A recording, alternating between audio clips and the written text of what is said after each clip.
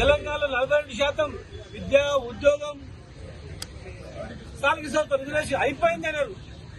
కానీ ఇలా ఏమైపోయింది? బీసీల పని అయిపోయింది.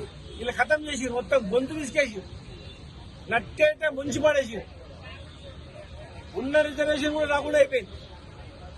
పేపర్లలో చూడండి, ఎలక్షన్ కమిషన్లను అడగండి, లేదంటే చీఫ్ సెక్రటరీ గారిని అడగండి. ములుగు జిల్లాల అసలుకు లేదు, భద్రాద్రి కొత్తగూడెంలో నామమాత్రం, నాగర్కర్నూలు జిల్లాలో 10%, ఒక జిల్లాలో 0%, ఒక జిల్లాలో 10%, ఒక జిల్లాలో 15%, 95% జనాభా ఉన్నటువంటి గ్రామాలలో కూడా ఒక వార్డు మెంబర్ లేడు, మండలాల్లో ఒక సర్పంచ్ లేడు. ఇంత ఘోరంగా ఉంటుందా? ఇక్కడ ఆమంగల్ మండలంలో ఒక్కరు లేరు, రంగనాథపాలెం ఖమ్మం జిల్లాలో ఒక్కరు లేడు, ములుగు జిల్లాలో ఒక్కరు లేరు, హన్వాడ మండలంలో 4-5 గ్రామాల్లో టోటల్ 98% జనాభా ఉన్నటువంటి గ్రామాల్లో ఒక వార్డు మెంబర్ లేడు. ఇంత ఘోరంగానా? ఇంత అవమానమా?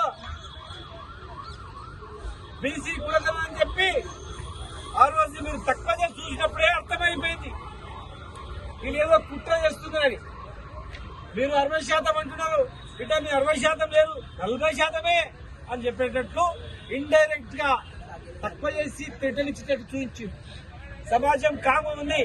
ఎందుకంటే రేపు సెన్సెస్ లో తెలుస్తుంది నీ మోసాలు.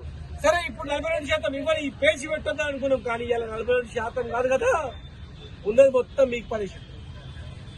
వార్డు మెంబర్ లేదు, సర్పంచ్ లేని మండలాలు ఇప్పటివరకు ఎక్కడ లేవు. మీరు అనుకుంటుండొచ్చు మసి ఊసి మారడికాయ చేయొచ్చు, ఎక్కువ రోజులు నడవదని. మోసాలు ఎక్కువ రోజులు నడవవు. శిశుపాలని మాదిరిగా 100 తప్పుల తర్వాత ఎట్లా తలకాయ కట్ అవుతుందో, ఇలా రాజకీయంగా బీసీలతో పెట్టుకుంటే ఖచ్చితంగా కూడా మీరు చిరస్థాయికి వస్తారు. మీరు అనుకుంటుండొచ్చు ఏదో ఎలక్షన్లు పెట్టి గెలిచిన అందరూ కూడా కాంగ్రెస్ పార్టీ అని కండవలేసి మీకు నిధులిస్తాం రాండి అని పిలిచి కండవలేసి పెద్ద ఫోటో కొట్టించుకొని మొత్తం కాంగ్రెస్ పార్టీ గెలిచిందని అమలు చేయాలని చూస్తున్నారేమో.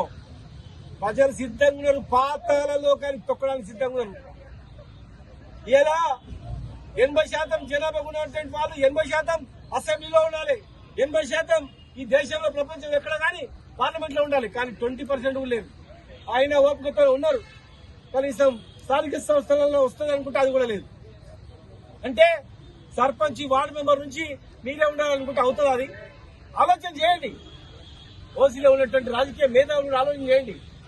తెలంగాణ ఉద్యమం పెట్టొచ్చింది, నక్సల్బరీ ఉద్యమం పెట్టొచ్చింది, సాయుధ పోరాటం పెట్టొచ్చింది. ఆలోచన చేయండి. ఇలా రాజకీయ అసమానతతో మీరు అవమానపరిస్తే మళ్ళొక్కసారి ఉద్యమం వస్తే ఎక్కడ ఉంటారో ఆలోచన చేయండి. చాలా మంది ఓసీలో ఉన్నటువంటి వాళ్ళు ఫోన్ చేస్తా ఉన్నారు, అన్న ఖచ్చితంగా తప్పు చేస్తున్నారు మా వాళ్ళు, మళ్ళా తెలంగాణ ఉద్యమం తరహా బీసీ ఉద్యమం వస్తుంది, ఎవరు తట్టుకోలేడు, గ్యారంటీ వస్తుంది, 100% వస్తుంది. ఈ గడ్డ నుంచి స్టార్ట్ అవుతుంది, ఈ భారతదేశంలో ఇక్కడి నుంచి స్టార్ట్ అవుతాయని కూడా చెప్తా ఉన్నారు. మరి ఇలా మీరు ఉన్న పర్సెంటేజ్ ఇవ్వకుండా ఎన్నిసార్లు అబద్దాలు చెప్తారు, ఎన్నిసార్లు అబద్దాలు వేస్తారు? బీఆర్ఎస్ పార్టీలో బీఆర్ఎస్ పార్టీ ఎంతమంది రాజ్యసభ మెంబర్లు ఇచ్చింది, ఎంతమంది ఎమ్మెల్సీలు చేసింది, ఎంతమందిని మార్కెట్ చైర్మన్ గా చేసింది, ఎంతమంది విద్యార్థులను ఈ భారతదేశంలో అత్యధికంగా గురుకులాలు పెట్టి చదివించింది మేము కాదా? మాకన్నా మీరు ఎక్కువ చేయండి, సంతోషపడతాం. విదేశీ విద్యలో పంపింది మేము కాదా? ఇలా మీరు ఒక పార్టీని కాదు, కాంగ్రెస్ పార్టీ ఉన్న